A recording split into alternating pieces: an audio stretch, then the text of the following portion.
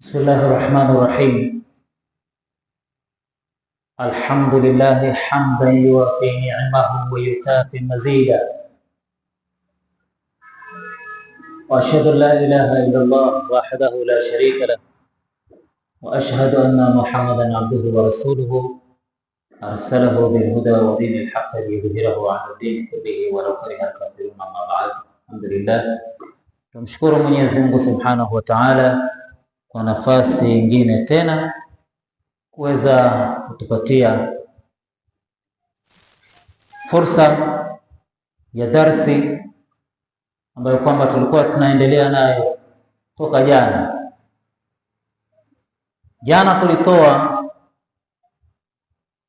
habari ya Jibril alayhi salam, akaangalia Jibril namna alivyoumbwa na Mwenyezi Mungu Subhanahu wa Ta'ala. Akamuuliza Mwenyezi Mungu kwamba umeumba kiumbe kingine kizuri kunishinda? Mwenyezi Mungu Subhanahu wa Ta'ala akamwambia sijawahi kuumba. Basi Jibril kwa raha yake akasimama rakaa mbili. Katika kila rakaa moja tukaambiwa alisimama miaka 20,000. Alipomaliza ile swala yake, Mwenyezi Mungu Subhanahu wa Ta'ala akamwambia Jibril, ewe Jibril, hakika umeniabudu haki ya kuniabudu kiasi ambacho kwamba hajaniabudu kiumbe kingine kama vile ulivyonipigia sijda na ulivyonisimamia na ulivyonirukuia na ulivyonikilia tahiyat. Hapo ndipo tulifika. Sasa leo tunaendelea na hiyo hadithi. Mwenyezi Mungu Subhanahu wa Ta'ala anamwambia lakini. Ukishasikia mahali pameingia lakini, huwa pana kitu kingine ambacho kwamba kinavunja nguvu kile kitu ambacho kwamba kilichotajwa mara ya kwanza. Mwenyezi Mungu Subhanahu wa Ta'ala anamwambia lakini Jibril, jua kitu kimoja, ya kwamba yajiu fi akhir zaman, atakuja katika zama za mwisho, nabiyun karimun, nabii ambaye kwamba ni mkarimu sana, habibun, tena ni mpenzi wangu. Haya ni maneno Mwenyezi Mungu Subhanahu wa Ta'ala anamueleza Jibril wakati Mtume Muhammad sallallahu alaihi wasallam alipokuwa akizungumza na Mwenyezi Mungu Subhanahu wa Ta'ala katika Isra wal Miraj, anamwambia Mwenyezi Mungu, ya Rabbi, ittakhadha Ibrahima khalila, umemchukua Ibrahim kwamba ni khalil wako, kwamba ni mpenzi wako.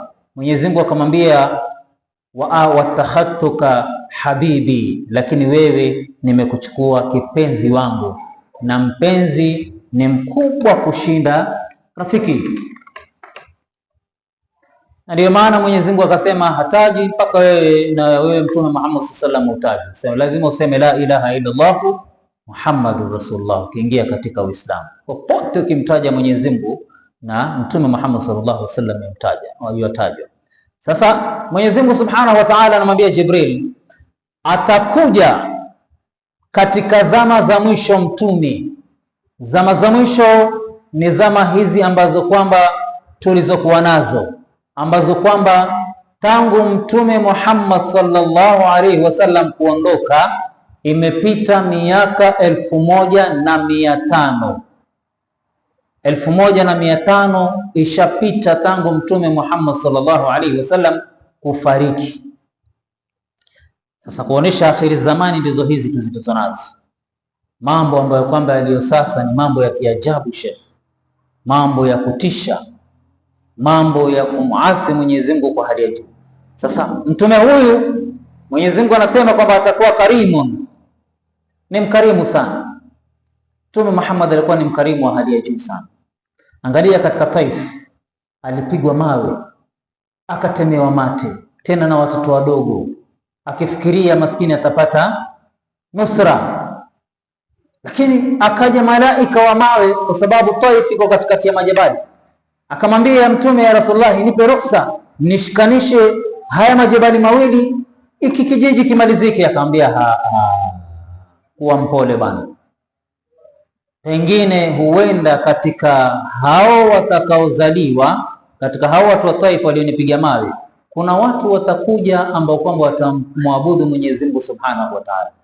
Hebu niambie ndugu yangu, kama ni wewe na mimi, sasa hivi ngutie vibao viwili, utafanya nini? Lazima utarespond, Sheikh. Hakuna mtu atapigwa vibao viwili atulie. Lakini Mtume Muhammad sallallahu alaihi wasallam alikuwa mkarimu wa hali ya juu sana. Kile kilichokuwa kikimkasirisha Mtume Muhammad sallallahu alaihi wasallam ni kitu ambacho kwamba kimeenda kinyume na dini, na ndiyo maulamai wakasema chochote ambacho kwamba kilichofanywa mbele ya Mtume Muhammad sallallahu alaihi wasallam na akanyamaza, basi ni ruhusa kukifanya, kwa sababu Mtume hajawahi nyamazia batil hata siku moja. Habib, huyu mtume ni mpenzi wangu, na ikiwa mtume huyu ni mpenzi wangu, basi hata umma wake watakuwa ni wapenzi wangu. Yani sisi ni wapenzi wa Mwenyezi Mungu Subhanahu wa Ta'ala, sisi ummati Muhammad. Wallahi Mwenyezi Mungu anatupenda sana, kwa sababu amempenda Mtume Muhammad sallallahu alaihi wasallam. Kwa hivyo lazima na wale wafuasi wa Mtume Muhammad sallallahu alaihi wasallam awapende. Yani Mwenyezi Mungu Subhanahu wa Ta'ala ametuwekea mambo mengi ya kutuingiza peponi kwa sababu ya kumpenda Mtume Muhammad sallallahu alaihi wasallam. Kisha Mwenyezi Mungu yuendelea anasema, atakuja habib, atakuja kipenzi changu, yuqalu lahu Muhammadun. Huyu bwana atakuwa ni mtume na ndiye atakuwa ni mtume wa mwisho. Jina lake anaitwa Muhammad, walahu ummatun dhaifatun. Huyu bwana atakuwa na wafuasi ambao kwamba ni madhaifu sana. Wa khuliqal insana dhaifa, Mwenyezi Mungu asema tumemuumba mwanadamu dhaifu sana. Dhaifu za namna gani? Mwenyezi Mungu asema sasa katika Qur'an, wa in yaslubuhum dhubabu shay'an, ikiwa nzi ni mdogo sana, atakupokonya kitu ambacho kwamba umekishika kwenye mkono, la yastanqidhu minhu, huwezi kumpokonya. Angalia mfano wa Mwenyezi Mungu asema, uone udhaifu wa binadamu. Na nzi ni mnyama mdogo sana, ukichukua kanyama ukaweke, Mwenyezi Mungu asema nzi akija akipita nacho, huwezi ukamshika yule nzi kwa mbio aliyokuwa nayo. Kisha Mwenyezi Mungu anasema dha'ufa talib wal matlub, nzi na nyinyi binadamu nyote mko madhaifu. Sasa Mwenyezi Mungu Subhanahu wa Ta'ala anasema wala hu ummatan dhaifa, atakuja huyu bwana Muhammad na umma ambao kwamba ni dhaifu sana. Mudhnibina, watakuwa ni wenye kufanya madhambi sana, dhambi zao zitakuwa ni nyingi. Na ni kweli watu wa zamani walikuwa washikilia dhambi moja, walikuwa wakishikilia dhambi moja, Mwenyezi Mungu Subhanahu wa Ta'ala anawaondoa. Kaumu Adin walishikilia dhambi ya kumkataa Ad, Mungu akawaondoa. Kaumu Saleh walishika ngamia wakachinja, Allah akawaangamiza. Kaumu Nuh walimkataa Nuh, wakamalizwa. Yani walimalizwa kumalizwa na Mwenyezi Mungu Subhanahu wa Ta'ala.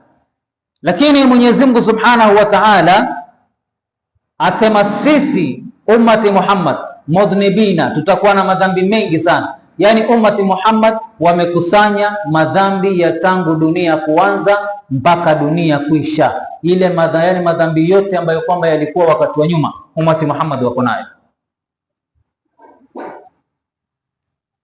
Lakini hawa pamoja na udhaifu wao, Mwenyezi Mungu asema sasa yusalluna rak'atayn, wataswali rakaa mbili hawa umma.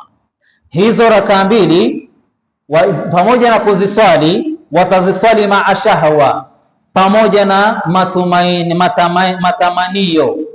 Watakuwa na matamanio wakiswali hizo swala zao.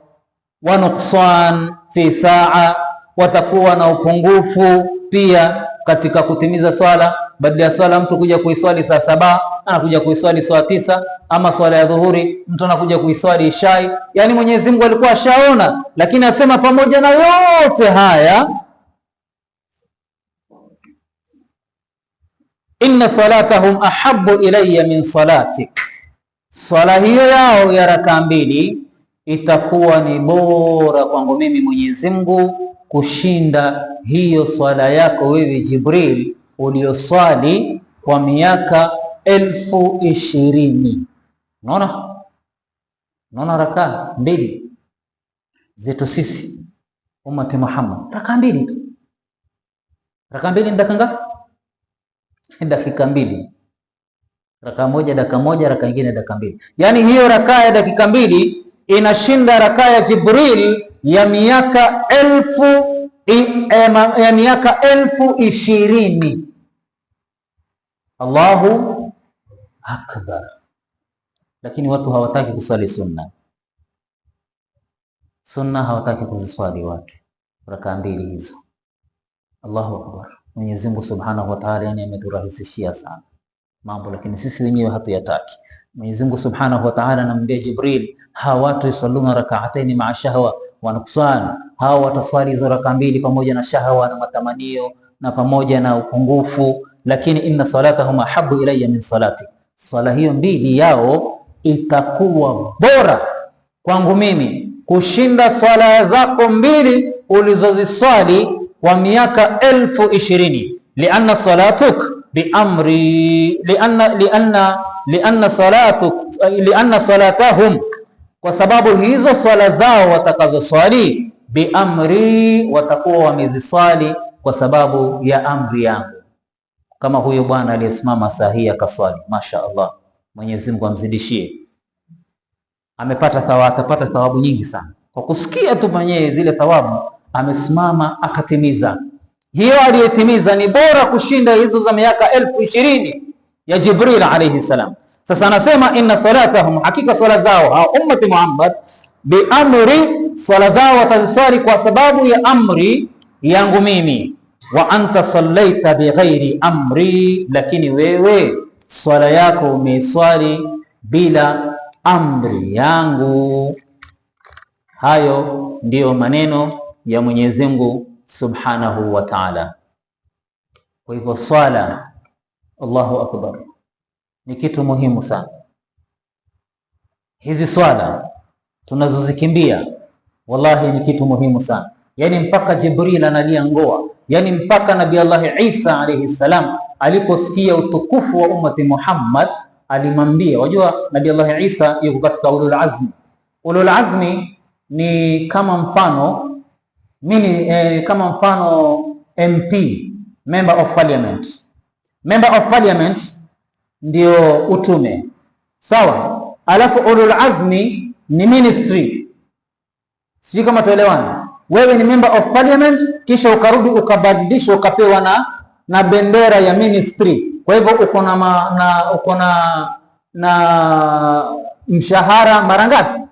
Mara mbili. Sasa Nabii Allah Musa yeye ni mtume, kisha akapata katika ulul azmi, katika mitume watano ambao kwamba ni bora. Amwambia Mwenyezi Mungu Subhanahu wa Ta'ala, ya Rabb, mimi sitaki utume, nivue katika ulul azmi, nivue katika utume, lakini unifanye ni mfuasi wa mtume Muhammad sallallahu alaihi wasallam. Sallu ala Muhammad. Angalia Nabii Allah Isa, Nabii Allah Musa vile anavyosema. Mwenyezi Mungu Subhanahu wa Ta'ala akamwambia, ummati Muhammad umekamilika. Sasa mimi Maalim Siddiq, na wewe mwalimu, na wewe unayeniangalia, na wewe Msaki, na mwingine tumemkosesha Nabii Allah Musa nafasi ya ummati Muhammad. Ni raha namna gani? Kwa sababu Musa alayhi salam aliangalilia akaona ukubwa na sifa nzuri mbele ya Mwenyezi Mungu ya Mtume Muhammad sallallahu alaihi wasallam na umma wake, akataka kuvuliwa. Leo hakuna member of parliament yuwakubali kuvuliwa umemba wake. Mkiangalia kwenye TV mnaona vita vile vilivyo, jamaa kivuliwa bendera, unaona vita vile vile. Shekhe, kuna kuwa na balaa. Kwa sababu nini? Kavuliwa. Lakini Musa alayhi salam anasema, mimi nivue, niko tayari, lakini niweki katika ummati Muhammad. Allahu akbar.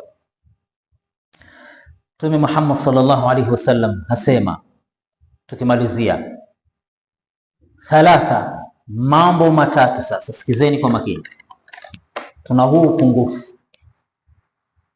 thalathata, mambo matatu, man hafadha alaihinna, yule ambaye atahifadhi hayo mambo matatu, Muislamu awe mwanamume awe mwanamke, fahuwa walii haqqa, basi ajue yeye ni walii wangu, yeye ni kipenzi wangu. Mwenyezi Mungu Subhanahu wa Ta'ala amesema kupitia kwa Bwana Mtume Muhammad sallallahu alaihi wasallam, yule atakayehifadhi mambo matatu basi akaye akijua yeye ni mpenzi wangu. Waman dhayya'ahunna, na yule ambaye kwamba ataviacha hivi vitu ama atavifanya atavidharau, fahuwa aduwwun li haqqa, basi akaye akijua ni adui yangu. Sasa wewe ukiwa adui wa president utakuwa namna gani ndugu yangu? Nafikiri uliona Mike Sonko alipocheza na Uhuru, kulikuwa namna gani? Kulikuwa namna gani? Alipelekwa mbio shekhe, kwa sababu alicheza na president. Sasa leo Mwenyezi Mungu Subhanahu wa Ta'ala anasema yeye mwenyewe ndiye mfalme wa wafalme, mwenye kuhifadhi mambo matatu ni rafiki yangu, na yule ambaye kwamba ataacha hivi vitu ama atacheza navyo basi ni adui yangu. Ni vitu gani hivyo? Qila ya Rasulullah, akaulizwa Mtume Muhammad sallallahu alaihi wasallam, mahi, ni vitu gani hivi Mtume? Kwa sababu mimi nikisema hapo na nikimalizia na niseme salamu alaykum wa rahmatullahi, nikitoka hakuna mtu hata mmoja hapa anajua atanipata niulize nini. Yaani sisi tumetosheka sana, lakini maswahaba hawakutosheka shekhe. Maswahaba hawakumwacha Mtume. Kila Mtume akizuia kitu walikuwa wakimuuliza swali, na ndio maana ukasikia saa hii wakitajwa tunasema radiyallahu anhum. Nafikiri kila mtu anajua al-Badiri. Al-Badiri si ati ya watu wazimu. Ahlul Badri, wajua maana Ahlul Badri nini? Ahlul Badri ni majina ya wale watu 313 waliopigania vita vya Badri. Majina tu shekhe, majina pekee yake ukiyasoma yale majina kwa nia ya mtu aliyekuibia, na Mwenyezi Mungu Subhanahu wa Ta'ala anakujibia kwa sababu ya utukufu wa wale watu. Kwa sababu Mtume Muhammad sallallahu alaihi wasallam alimwambia, ikiwa utaacha hawa watu leo wauawe 319 hawa, basi hutoabudiwa tena Mwenyezi Mungu. Makafiri walikuwa ni 1000, kwa riwaya nyingine walikuwa ni 900, na Waislamu walikuwa ni 300. Sasa niambie 300 na watu 900 ni kiasi gani? Situngesagasagwa? Mtume akaangalia, akainua mikono, akamwambia, ya Rabbi, haki ya Mungu, ukiwa utaacha leo hawa watu 300 wauawe, wallahi hutoabudiwa tena. Na ndio maana unasikia Ahlul Badri inajulikana mpaka ni Wakristo. Utasikia Mkristo akija anaibiwa kitu akwambia, mbona nisomea Al-Badiri, Al-Badiri, Al-Badiri. Kila mtu anajua Al-Badiri, Al-Badiri. Al-Badiri ni majina. Ukichukua kile kitabu cha Ahlul Badri ukikiangalia ni majina tu. Saidina fulani bin fulani, Saidina fulani bin fulani, kwa niambia Saidina fulani bin fulani. Ni majina tu ya hao watu 300. Yanasababisha mtu kushikwa ni wazimu. Wafikiri hao watu wako na cheo kiasi gani? Haya, tuangalilie hayo mambo ni gani, wakati naona umeenda. Qala, Mtume akasema, as-salatu, cha kwanza ni kuacha swala. Ukiacha swala wewe ni adui wa Mwenyezi Mungu Subhanahu wa Ta'ala. Kitu cha pili, as-saumu, kuacha kufunga. Ukiacha kufunga swala ya faradhi wewe ni adui wa Mwenyezi Mungu Subhanahu wa Ta'ala. Wa ghaslul janaba, na ukiwa unakaa na janaba. Kuna watu wanakaa na janaba. Janaba inafaa ukimalizana na mke wako saa hile unaoga. Sijui kama tunaelewana. Kuna watu wanakaa na majanaba siku 3, wale watu ambao kwamba wasioswali. Mtu anakaa na janaba hata wiki nzima shekhi. Basi ukae ukijua ukiwa uko namna hiyo utakuwa adui wa Mwenyezi Mungu Subhanahu wa Ta'ala. Lakini kinyume chake, ikiwa wewe waswali swala 5 na ikiwa wewe wafunga saumu alafu na janaba pia hukai nalo, ukimaliza tu shughuli zako wakaa kabla alfajiri, si alfajiri utaiswali, utaswali alfajiri na janaba, itakubidi lazima uamke saa 9, 9:30 ama saa 10 uoge, ama hiyo saa 11 uoge. Shaelewa? Ndio uwahi swala alfajiri. Ukikataa kufanya hivyo swala alfajiri itakupita. Ndio sababu ikainsistiwa lazima janaba lioge ikimalizika shughuli yake. Basi ukae ukijua ukifuata mambo kama hayo wewe utakuwa ni rafiki wa Mwenyezi Mungu Subhanahu wa Ta'ala. Wa hadha, assalamu alaykum wa rahmatullahi ta'ala wa barakatuh. Hatujamalizia, bado tutaendelea na mada hii ambayo kwamba bado ilipo. Wala afwan minkum, Mwenyezi Mungu atujalie kila khairi.